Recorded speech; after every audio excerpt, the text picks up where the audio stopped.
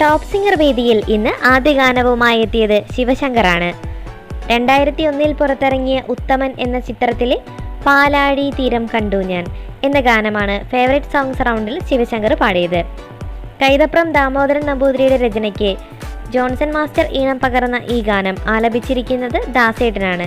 97 മാർക്കാണ് ഈ പാട്ടിന് ശിവശങ്കറിന് ലഭിച്ചത്. 1962 പുറത്തിറങ്ങിയ വേലുത്തമ്പി ദളവ എന്ന സിനിമയിലെ ഹ ഹ ഹ ഇന്ന് നല്ല ലാക്ക എന്ന ഗാനവുമായിട്ടാണ് കോമഡി പെർഫോമൻസ് റൗണ്ടിൽ ഇന്ന് ശിവാനിക്കുട്ടി എത്തിയത്.